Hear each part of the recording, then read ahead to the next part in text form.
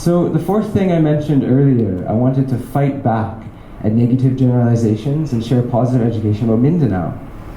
Where I live and where my home was in the Philippines, even before I made content, is known for this. A terrorist group, bombs, danger, that's what it's known as. In fact, this morning when I looked at the travel advisories from Canada, it still says never go there.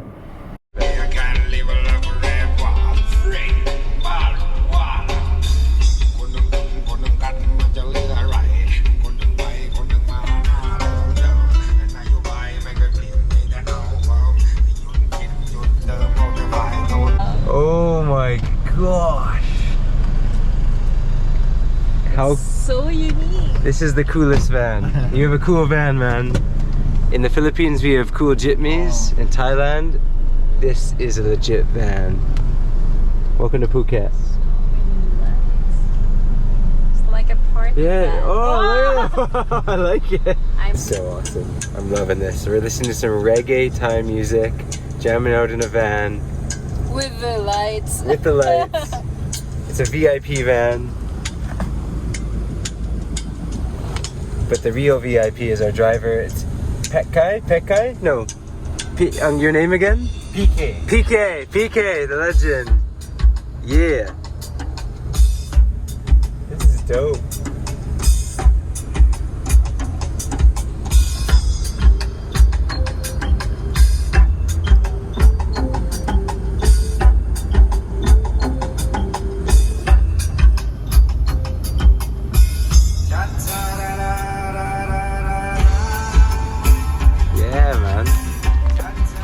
That was the ultimate arrival in Phuket, Thailand. We had the coolest driver. He introduced us to Thai reggae. So I introduced him to Tropical Depression, the Filipino reggae band.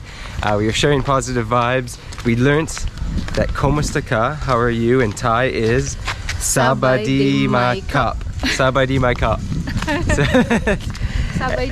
Anyways, it's 1 p.m. Welcome to Phuket. I'm headed right now with Therine to meet our friend Anton, who's going to take us over to the venue for TBEX.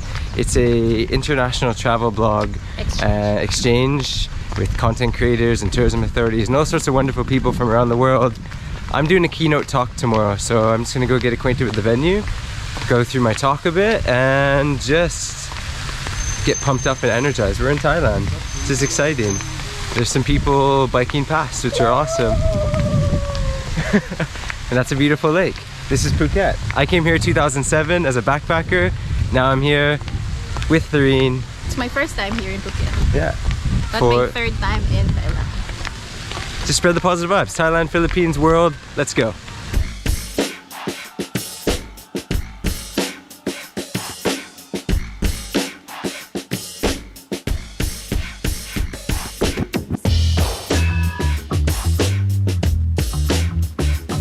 Spell my last name right. It's amazing. Everyone always. This is a big moment.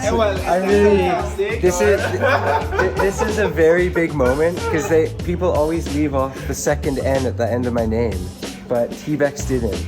You guys rock. You know, amazing. Okay, now there's a ceremony. You have to put if you're in first TBEX, you have to put 1 star. Okay, 1 star. Yeah. Oh, I get it. So we're gonna get them every year, maybe.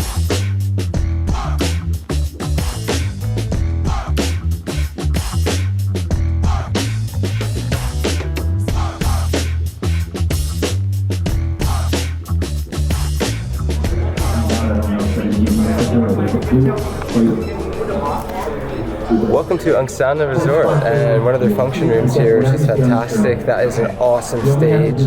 This is actually one of the most kind of prestigious, well-known and professional travel industry events for bloggers and creators and tourism authorities and business-minded people, not just in Asia, but around the world. So what I'm going to do is run through my talk, sort it out a bit, get comfortable with the room, and just get pumped up to share some really positive vibes and what I believe could be positive education, both about content creation and the Philippines, and just, I don't know, life in general. Here tomorrow morning, it's going to be a keynote. Bring it on.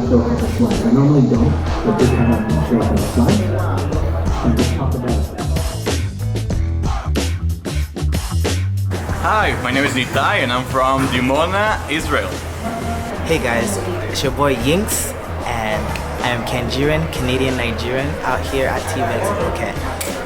What's going on, guys? Dan Zeke here, Zeke Band on YouTube.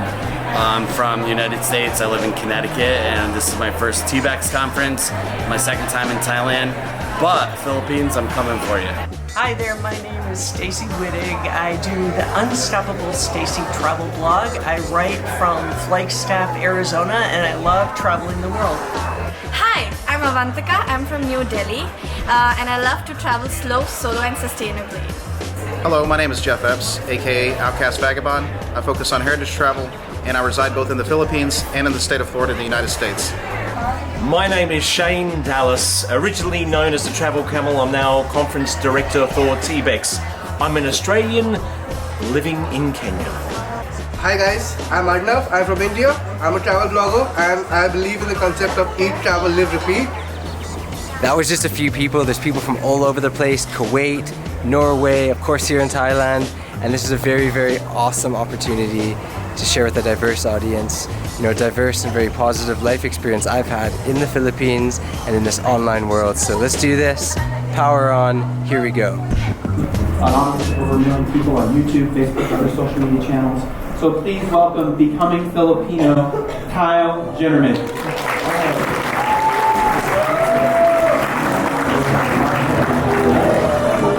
Wow, okay, good morning. I guess my Buntag, that's the language I speak in the Philippines. Good morning. Today, so if there's one thing I've learned in my life, and I'm sure many of you can relate with, is there's a lot of value in learning about people's stories. Just everybody, whether you're here in the travel industry or just somebody on the street who you cross paths with. So today, I've been given the opportunity to share a little bit about my journey, my story, and I'm going to kind of talk you through a bit of that, and then also just share a few things that I've learned and kind of that have helped me along the way, maybe in the content production side of things. So, why do you make content? Now, with me, a lot of people when they meet me, or some people when I've been at different events, they go, "You really went all in on the Philippines." And when they say that to me, sometimes it's in a limited way, as in I've limited myself now to the Philippines with my content.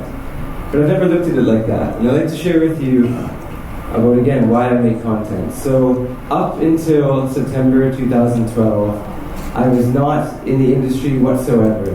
No blogging, no pictures, no videos, no writing. But I love to travel. I was naturally a traveler. My parents were travelers, they took me around, and I had the opportunity to visit 29 countries. I've been around Southeast Asia, Thailand, one of the first places I went when I was 19, Cambodia, Laos, Vietnam, India. I've been around Europe. I had the opportunity to work. I was in the outdoor education industry. I lived in Britain, so I was able to pop around Europe quite a bit. And then what happened is 2012 September, I got this job in Hong Kong. Like I said, outdoor education. So I was working with international schools in Hong Kong. And again, no blogging, no content creation, no nothing. It was never on my mind. But working there, I was having a great time and going in the outdoors, taking students, and a few of my colleagues happened to be Filipino.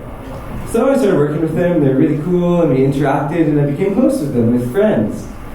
And after about 3 months, I was like, man, you guys are really intriguing. I kind of want to go visit your place. I've never been.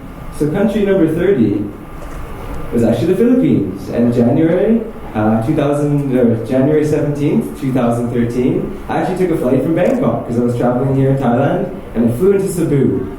And I spent 3 weeks of my life with my friends from Canada who were visiting at the time, just exploring, interacting, and traveling around the Philippines. And what happened was during that trip, I was also with some of my work colleagues, and I became very overwhelmed by the way people would just share happiness. It was like it was cool. It was really nice and to be like, hey, how's it going? To really throw happiness out in the world. And it really kind of made me super stoked. And after that 3 weeks, I went back to Hong Kong. I was like, man, I really like, how the Philippines people are really into sharing happiness. And this seems like a really cool thing to do in your life. And in April, when I was back at work in Hong Kong, I was actually having quite a bad day. And I thought, maybe when I was in the Philippines, I noticed a lot of my friends too had some pretty tough things they were dealing with. But they would still find reasons to share happiness. So I'm going to try that. So I randomly wrote "smile" on a sign and went out into Hong Kong feeling pretty bad and decided to present happy things to the world. So just a smile, not force it on you, not smile, you have to smile, but just present. And I noticed about 8% of the people or something who crossed paths with me would either smirk or smile or giggle a bit, but share some sort of small, quick, positive, happy connection. So I was like, man, this is really interesting. So as I kept traveling, not back to the Philippines, but around the world, I kept applying that. I went to India, went across the country. This is actually in Malaysia. I was having a great time there for a month. This guy arrested me. They thought I was a Peruvian cocaine dealer. Yes, I was jogging at the time with a backpack. I guess don't jog with a backpack sometimes. But afterwards, when they released me and realized that that was wrong, we could still share some happiness, right? The Philippines taught me it's okay. So, anyways, I traveled around. And I really, it had a big impact on my life. It made my life happier, made people around me happier, and I was very motivated and inspired. So, I thought, you know what? I gotta go back because this first travel experience in the Philippines had a positive effect on my life. So I did. June, July, August, I went back to the Philippines and I lived in two places, Cagayan de Oro and Cebu, and I spent time living with Filipino families. So what happened, I went back to Hong Kong and I'm working, and at the time when I worked, there was a big typhoon, and it came into the Philippines called Typhoon Yolanda, and I remember being there with my work colleagues in Hong Kong, some of which were Filipino, thinking, I just felt like somebody was punching me in the gut, because this place was having an effect on me. A positive effect on me. So I decided to leave my job and I went back to the Philippines for another month, and I spent time in Tacloban, the area where the storm came through and devastated. Now, you're looking at images of these big boats that crashed up and basically destroyed everything because of the typhoon. I remember traveling with my friend in the city at the time, just trying to figure out what to do, being incredibly overwhelmed. And I drove up to the area where these boats were, and there was a family. And they're just hanging out, and I didn't know what to do, but I went up to try and interact, and they started sharing nice things with me. We were high-fiving, they were smiling, we're playing. I gave them my cheap sunglasses. You can have them, rock them, yeah, cool, pokey, and it's good looking. And it was really, really an uplifting 15 minutes. And right before I left, I walked away and I turned back and I was like, hey, what are you guys doing? We're digging for a dead grandmother's body under a boat. And I really got impacted by that because, again, it showed me no matter what, you can find little moments to be happy. So all this was compounding in my life. I was becoming very, very, very, inspired and connected, and things were getting personal. After that moment at the boat, I didn't know what to do, but I decided to pick up my camera, my little point-and-shoot camera, and I just started filming stuff. That was the first time in my life I ever did it. Just filming stuff, taking a look at things. And then I started trying to write things on my computer. And I was like, this is very important that people know about this place and what's happening and the people. And so I'm going to share things. And I started doing that. And over the next month, we were able to create a little organization locally and bring in $10,000 and help a school be rebuilt for kids with special needs and work with the tribal community and do relief jobs. And it was really, really amazing and positive. And that experience made me really value how we can connect the real world and online world. That's where I learned that. Prior to making any travel content or any online content or anything, that's where I was like, wow, you can have a really big effect, a positive effect, making content. So I went back to Hong Kong. Still wasn't a blogger, a travel blogger, a writer, a video guy. It was just that experience that I'd had once. Went back to Hong Kong because I was about to go on a wicked trip across India for a month driving a rickshaw. There was a thing called the Rickshaw Run. So me and my two buddies, we've been planning this for a long time. We were excited. But you'll notice, on the side of our rickshaw, I put the It's More Fun in the Philippines logo. Not at all to be disrespectful to India. I was pumping positive stuff about India. India is great. I've been twice. But just because that was really, this proves to me, I was really affected by that country in a way that I wanted to talk about it and share about it, no matter where I was in the world. And at that point in my life, there were 4 things I realized after that whole year of experiences. 1, I genuinely believe if I could connect people to the Philippines in a positive way, it'll have a positive impact on their lives and the world around them. Number 2, I wanted to encourage people to focus on simple positive things, talk about them, share about them, build on them. Because what I found was in being in very difficult situations, and there's a lot of really difficult things in the world, but when we share positive things, it makes you feel pretty good. It makes you want to do more positive things. So I wanted to do some sort of platform or make something for that to happen. Number 3, I wanted to share positive education for foreign nationals. You know, whether it's you go anywhere in the world, it's nice when you have more info about the place and the people, maybe how you can integrate your experience more to get a better experience out of it. So that was the 3rd thing. And number 4, which I'll talk about later, I wanted to fight back at negative generalizations and share positive information about Mindanao. And if there's one thing you get in my talk today, or there's something I hope you connect with, think about this. Just think about this, because that is really what drove me to possibly be on this stage right now speaking to you and having the experiences I've had. So it worked. Now, it's interesting because I could say it worked. Yes, I've had 262 million views on YouTube, and over the last 9 years, more than 500 million people have seen different posts I've made on Facebook, and I have a bunch of followers, but I want you to look underneath it. 1,500 videos, thousands of posts, 6,600 posts on Instagram. It didn't work because of all the followers. It worked because I was motivated to make content. That's why it worked. You know, that purpose and that passion, what was personal for me, drove me to want to make content. We are in an industry right now which is full of sponsored content, which is fantastic. Absolutely fantastic, so great. We get wonderful opportunities to work with people, and both sides can just benefit so much from it. But people know that too.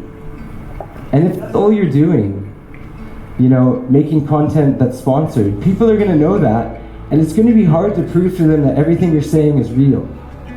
So making content, when I say unsponsored, is important because it shows you're being real. I'm not saying don't do sponsored content. No, rock it. But make sure it's the right content that allows to show you're real as well. But if your content too can help in other ways, you can see growth in it.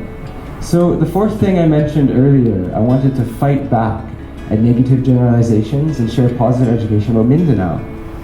Where I live and where my home was in the Philippines, even before I made content, is known for this.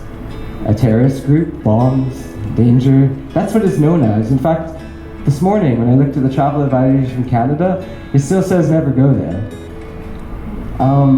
And I would actually tell you right now, I'll say to any camera, Camiguin is probably one of the #1 places in my opinion. It's an island floating off the north coast of Mindanao.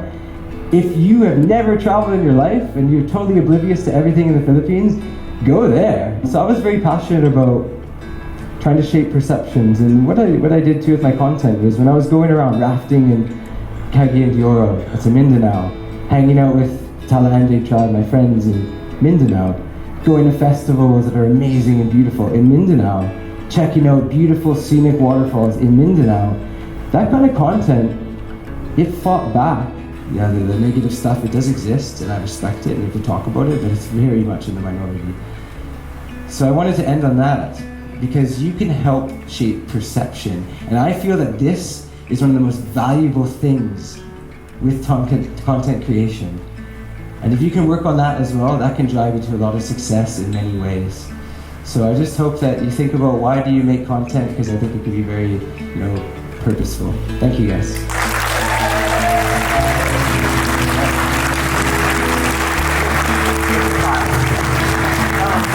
We have any time for questions? We have any time for questions? Hi, I'm Raksha from India.